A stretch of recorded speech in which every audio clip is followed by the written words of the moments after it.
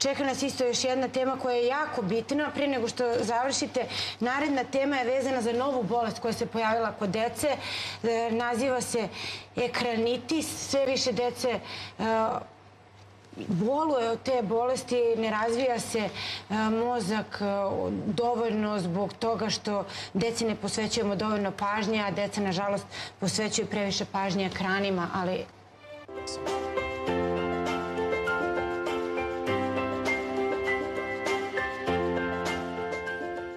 Kako da pobedite ekranitis, od tetrisa do zavisnosti, kako obična igra razvija ozbiljnu bolest, zaostaju li deca u razvoju ako su usmorena samo na kompjuter, mogu li odrasli da obole od ekranitisa? Sa nama u studiju gospođa Snežana Anđelić. Dobro jutro. Dobro jutro.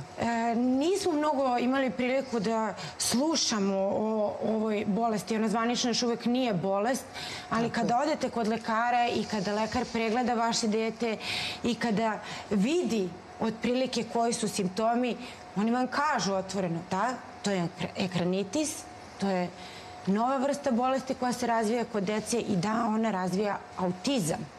Ili hoćete nešto da nam kažete malo više o tome? Znate šta, nema puno istraživanja. Znači, jeste, taj fenomen apsolutno postoji, taj problem je vrlo prisutan, ali mi još uvek ne možemo da govorimo o jasno definisanoj dijagnostičkoj slici, jer kao takva nije stvorena.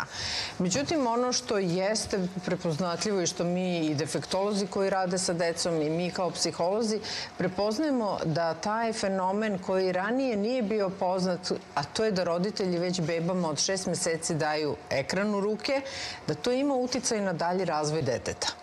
Znate, sviđalo se to nama ili ne, mi se nismo ranije niko toliko ozbiljno bavio tim fenomenom zato što to ranije niko nije ni radio.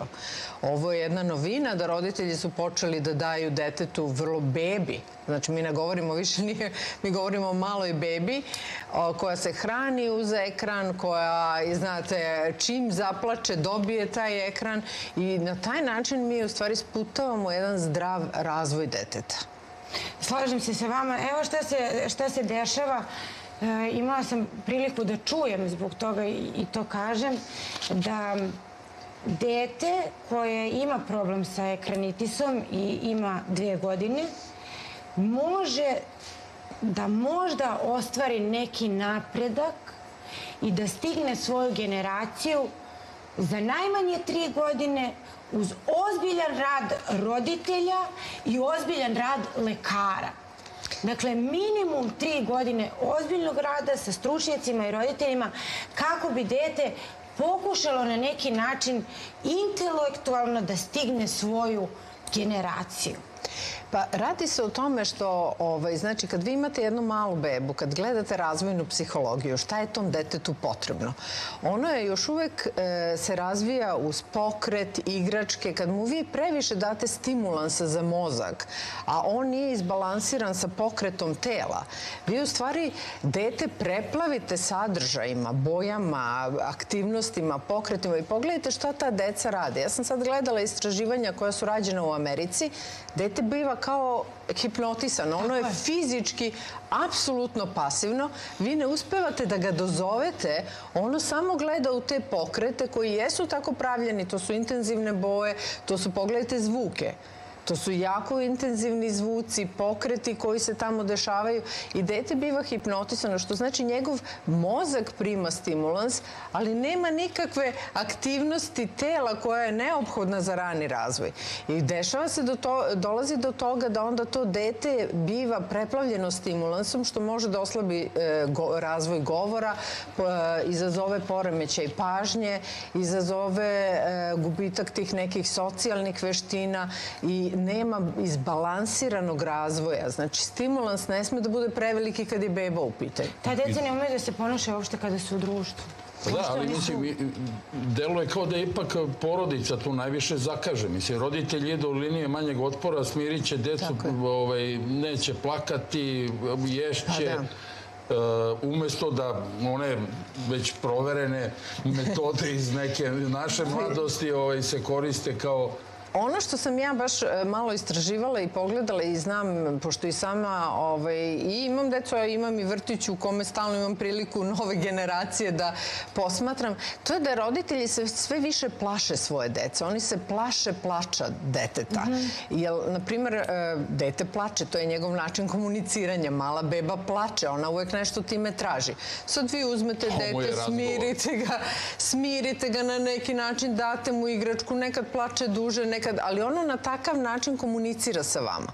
Sad, kad vi upadnete u paniku svaki put kad dete plače i ne možete podnesete njegov plač, nego automatski je daj da ga smirim što pre, daj mu ekran i ono biva hipnotisano tim ekranom, prvo sputate tu mogućnost da očitate zašto dete plače. Ono vam nešto time govori. A drugo, najgori deo je kad hranite dete i učite ga da jede samo kad nešto igra ispred njega, znači to dete uopšte gubi mogućnost prepoznavanja sopstvene gladi, svesti da jede. To je tako, gladan sam samo dok gledam u ekran. Da, to već mehanički radi. Ono nije ni svesno svog tela i svojih potreba, ono je fascinirano dešavanjem na ekranu i ono samo otvara usta. Posmatrajte, ja sam gledala snimke, ono... Znači, nikakvu, i to nema osjećaj ni kad mi je dovoljno hrane, ni da li sam stvarno gladna. Dokle god igra ono na ekranu, on otvara i zatvara usta. Što znači, mi lišavamo decu mogućnosti prepoznavanja sopstvenih potreba. Slažem se sa vama. Gospođa Marija Končar će nam objasniti, koja se trenutno nalazi na Skype liniji, na koji način sve to utiče na govor. Ono što sam ja uspela da pročitam i što sam uspela da čujem, jeste da ta deca slabo govore i da prepoznaju to isto kroz taj svet ekrana, da sve što je žensko je, na primjer, mama i to ako prepoznaju, sve što je muško je tata, da nemaju svest o tome da je realan svet i da realan svet počinje da doživljavaju kao da je ekran. Tako je. Marija, da li sam u pravu? Dobro jutro i dobar dan. Dobro jutro. Pa da, to sad zavisi naravno sve od individualnih kapaciteta i karakteristika deteta, ali da, ekrani mogu da utiču na razvoj govora i generalno na razvoj komunikacije, u smislu komunikacije sa drugim osobama, ne samo, da kažem, u širem okruženju, već i sa porodicom, u smislu roditeljima i braćom i sestrama, zato što prosto, kao što je već rečeno, ekran nudi mnogo stimulusa koji su, da kažem, na neki način postaju draži u stvari od one igračke koje jednostavno je lopta. Na primjer, je samo okrugla i može da se baca, dok ekran nudi mnogo više sadržaja, odnosno mnogo više podražaja, odnosno nudi tu boju, nudi tu taj zvuk, nudi tu neku vibraciju kad držimo taj telefon u ruci i prosto nudi mnogo više nego neka igračka i zato u stvari se dešava da deca u stvari se povuku taj neki svet ekrana i da tu budu radije nego što bi bila u nekoj igri, odnosno u nekoj interakciji. Marija, kako da prepoznamo kod naše dece da se dešava upravo to? Da li je to neko ćutanje, otežan govor, nepažnja? Tako je, sve što ste naveli, znači dešava se to i da kasnije govorno-jezički razvoj i da kasnije ukoliko se, da kažem, ne krene sa nekom pravovremenom stimulacijom, odnosno sa tim nekim smanjivanjem i doziranjem upotrebe ekrana, dolazi do toga da kasnije deca kad su u predškolskom ili u osnovnoj školi nemaju pažnju, odnosno ne mogu da se skoncentrišu na zadatke, pa se tu naravno dešavaju i neki problemi u ponašanju i jednostavno održavanju, da kažem, pažnje na času dok traje, odnosno tih 45 minuta je jako teško u stvari dostići. Ukoliko dete ima problem sa pažnjom koja je povezana sa ekranima, mislim, teško je generalno deci i tipičnog razvoja da održe pažnju 45 minuta, ali tek to problematično deci koji imaju neki problem sa pažnjom, a posebno ukoliko je to izazvano ekranima, jer generalno njima je sve to što vide nezanimljivo i ne može da im privuče pažnju, odnosno nedovoljno su motivisani da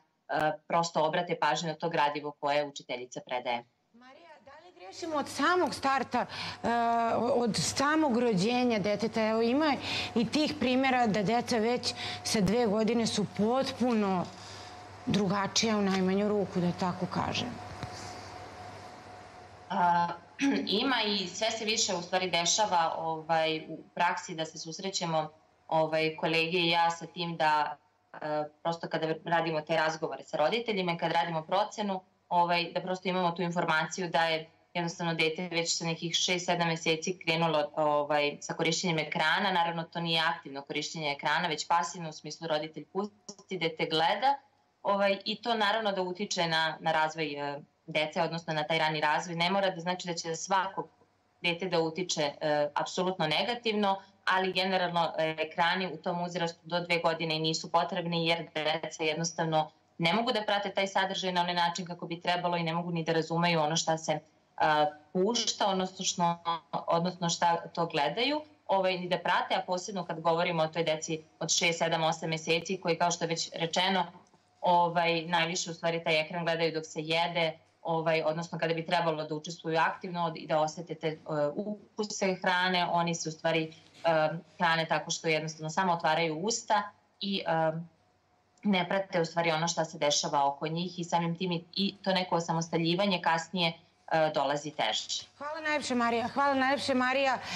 Gospođa Marija Končar bila je naš gost. A ja bih hteo, gospođa Anđelić, da pitam, da li edukativne igračke kao što su Lego, kocke i slični sadržaji mogu da pobude, odnosno te kreativne potencijale razvijaju kod dece neuporedivo više nego ovi sadržaji sa iPada, sa telefona i sa tih sadržaja? Pa znate šta, za svaki uzrast mi imamo fantastičan spektar kreativnih igračaka. Znači, za malu bebu vi imate fantastične igračke kroz koje one mogu da dobiju adekvatan stimulans, da se zabave. I vi vidite kad deca nemaju ovaj ekstremni deo, da oni vrlo lepo mogu da se igraju sa igračkama i mogu da se zaigraju i ostanu smirena. To sam se lično uverio, pravo da vam kažem, i kod svojih unuka. Pa da, oni lepo, kad im malo pomognete u početku i pustite ih, oni lepo razvijaju. Ali trebaju roditelji, mislim, da se posvete u tom delu, bar da ih zainteresuju. I verovali ili ne, ja poznajem dete koje apsolutno do svoje 4. godine odrastalo tako što nije nikad vidjelo televizor. Nikad nije pogledao televiziju. Po mom mišljenju, njima to nije ni potrebno. Pogotovo od 2. godine, o tome nema šta da pričamo, a ekran nije apsolutno potreban za bilo što. Ajde kasnije da kažem da unesete nekih 15 minuta, 20 minuta, ali njima to ne treba. Oni su tako, deca su tako stvorena da njima treba kreativna igra, njima treba pokret, njima treba, kad vi detetu date pa maloj bebi igračku u ruke, posmatrajte šta ona radi. Ona to okreće, vrti, sluša, zato su te igračke zvučne, onda ih stavlja u usta, oko toga se... Sad kad vi date ekran, dete se samo parališe i ovako gleda. Znači, potpuno telo postaje apsolutno pasivno. A pričat ćemo o tome da izaziva agresiju. Imamo nekoga na telefonskoj liniji. Halo, dobro jutro. Halo, dobro jutro. Izvolite, dobrodošli. Pa ja nažalost moram s doktorkom da je apsolutno sve u pravu, ali ja imam problem u svojoj porodici. Halo? Slušamo vas pažljivo, čujemo vas iako imamo tehničke smetnje. Izvolite. Imamo devojčicu koja ima 3,5 godine i još uvek nije progovorila. Evo samo sekund, zamolit ću gospođu da dok ne sredimo ovaj tehnički problem, da sačeka, prelazimo na vesti, Ana Đukić, i nakon toga nastavljamo upravo sa pitanjem koje gospođa htjela da postavi. Ana, dobro jutro.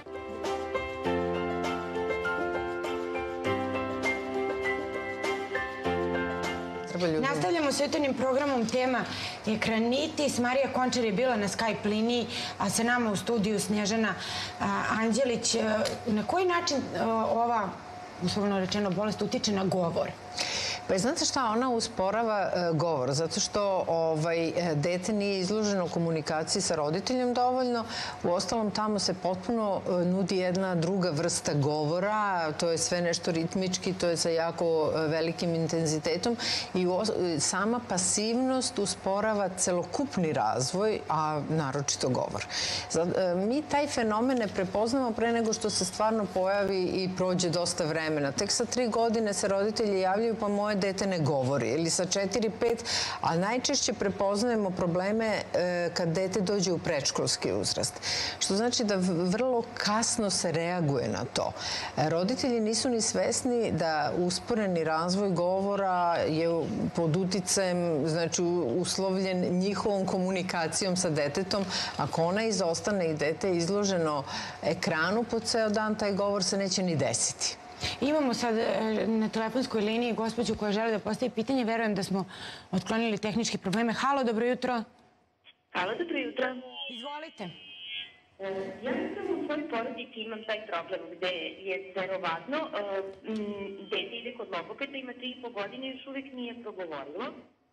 I nama jeste definitivno to problem da ona bukvalno za sve živo, za svaki problem koji nastaje, jedina tražnja, odnosno jedini spas vidi u tom ekranu. Ako je to spavanje, ako je to da je gladna, ako je to da je... Znači, bukvalno se sve vezala za taj ekran. Kako se ta situacija leči? Postoji li neka institucija koja to leči i na koji način roditelji, jer da mi oduzmemo njoj telefon, to bi bio prevelik stres za dete. Znači, dete je naviknuto, to je njen normalan ritual života. Šta raditi sa tim detetom koje je na to naviknuto i na koji način odbaciti to u istom momentu? Hvala najljepše na pitanju. Tu je gospođa Anđelić, odgovorit će. Pa, deca su mala. Njihove navike se vrlo lako menjaju. Ovo što gospođa kaže jeste, to je istina. Kad dete navikne da ekran koristi za svaku radnju koja se od njega očekuje, ono insistira da se to tako nastavi. Radi se o tome što vi morate taj ekran da uklonite i da podnesete dečije negodovanje u naredna 3, 5 do 7 dana. Šta to znači? U prva 3 dana dete će plakati kad god sedne da jede, ono će očekivati da jede uz ekran. To će biti veliki stres, ne za dete koliko za roditelja. Jer znate, za roditeljima je teško da podnesu da sad dete plače i traži i ono kad traži, oni mu daju to što traži. Radi se o tome, ne može da dobije to što traži. Znači, plakaćeš i nećeš dobiti, sad ćeš jesti ovako ili nećeš jesti uopšte. Deca, kad su gladna, ona jedu. Znate, nijedno dete nije umrlo u Evropi od gladi, neće ni vaše. Radi se o tome što morate podnesete da neće jesti, ako traži ekran, neće jesti uz ekran, plakaće, jedan obrok će preskočiti 2 kad ogladni ješće. Neće dobiti ništa drugo i tako će se ta navika promeniti. To nije toliki stres za dete koliki je stres i kolike će posledice ostaviti činjenica da je dete naviklo da svaku radnju obavlja isključivo uz ekran. A to je menjamo pelene, dete gleda u ekran. Hranimo ga, dete gleda u ekran. Što god radi da bismo obavili sa njim da ono ne bi negodovalo, mi mu damo taj ekran. Znači, na taj način se stvori jedna jako loša navika, ali navika se isto tako prevaziće. Svaka navika ima i odviku. Apsolutno. Plakaće, vrištaće, pa to vam je kao i bilo koja faza. Kad dete izlazi iz pelena, ulazi u drugu fazu. Ono uvek negoduje, neće, ali mora da oseti da je roditelj jači od deteta. Znači, ja sam roditelj, ja kažem ne može i podnećemo tvoje negodovano, podnećemo tu situaciju i za 3-4 dana ta navika će se promeniti. Zato što oni su mali, nisu oni kao odrasli, pa i odrasli neke navike mogu da promene ako su uporni. Kad smo uporni sa decom, navika će se promeniti, a to će mu mnogo pomoći u narednom periodu. Nekad roditeljima treba podrška za to da osete da oni ne čine ništa loše svom detetu ako ono plače. Ako je pod stresom, to ne znači da je loše. To samo znači da prelazi iz jedne razvojne faze u drugu razvojnu fazu. To znači da gubi određene navike i stiče nove. Ništa strašno se neće desiti. Ali je činjenica da izgleda da bi mnogo više trebalo raditi sa roditeljima nego sa decom. Pa naravno, roditelji, ono ko što vam kažem, ja prepoznajem da su oni pod stresom kad vide dečiji plač i imaju velike strahove da će istraumatizovati svoje dete i sve podređuju detetu samo da ono ne plače i da ne pokazuje nezadovoljstvo. A malo i da bi imali svoj mir. Pa da ima i onih koji to čine da bi ono samo nemoj da plačeš, nemoj da mi tražiš, nemoj ništa i zato imamo i te animacije. Naprimjer, ja prepoznajem da kod nas deca budu u vrtiću do pola 5, onda ih roditelji uzmu, onda ide engleski jezik, sport, ovo i onda samo ga stave u krevet. Znači, nema vremena koje samo mi kod kuće kuvamo, spremamo, radimo nešto, ti se slobodno igraš, nije sve okrenuto ka tebi. Tako da imamo jako puno tih animacija, preteranog stimulansa i onda imamo histeričnu decu koja ne znaju ništa u miru da rade, koji stalno traže, kad moram da kažem da im igra mečka, da bi nešto odradili. Pa ne, postoji vreme kad ti je dosadno, iz te dosade će se izroditi čime ću sad da se igram. Sad mi je dosadno, ajde da sad uzmem Lego kocke pa ću pravim nešto. Sad mi je dosadno, ajde sad ću ovo. A mi ne dozvolimo da detetu bude dosadno, jer ga stalno animiramo. Evo ti ovaj, gledaj to, radi ovo i onda na taj način ne tražiš od mene da se uključim i to možda bude veliki problem za dalji razvoj deca. Još jedno pitanje, imamo nekog na telefonskoj liniji. Halo, dobro jutro. Izvolite. Dobar dan, htio bih da postavim jedno pitanje psihoterapeutu. Izvolite. Snaja mi govori engleski i ruski, sin srpski i engleski. Koji jezik i kako će dete da nauči da govori? Ima od 16 meseci, 18. Hvala. Bilingvalna deca, što je jako zanimljivo kad imate bračne parove koji su iz različitih zemalja. Ja sam baš imala klijente, na primjer, ona je iz Srbije, on je iz Italije, on ne govori srpski, ona ne govori italijanski, on govori engleski. I ono što sam mogla da prepoznam kod njihove dece, na primjer, da se njihov sin okrene tati, govori italijanski, okrene se mami i govori srpski. Bitno je ne uvoditi dodatne jezike. Njihovo dete zna da mama i tata govore među sobom jedan jezik koji nije njima uveden, ali ne možemo da uvedemo 4-5 jezika, jer ta deca onda bivaju preplavljena. Treba to smanjiti na onaj nivo gde će majka komunicirati maternjim jezikom. Znate, ne zove se slučajno maternji jezik. Šta mislite, zašto se zove maternji jezik? Zato što je to jezik attachmenta. Ja sam sad srela mlade majke koje, da bi dete govorilo engleski, one počinju da pričaju sa detetom na engleskom. To je najveća katastrofa koju možete da uradite svom detetu. Dete mora da komunicira sa svojim roditeljem na jeziku koji je jezik roditelja. A posebno sa majkom, zarad stvaranja attachmenta, maternji jezik, mi imamo i tu lepu reč maternji jezik, jeste neophodan kao jezik komunikacije od najranijeg uzrasta. Hvala najlepše. Moramo da stanemo, da nastavimo dalje sa narednom temom. Hvala vam, gospođo Anđelić, što ste ovde sa nama.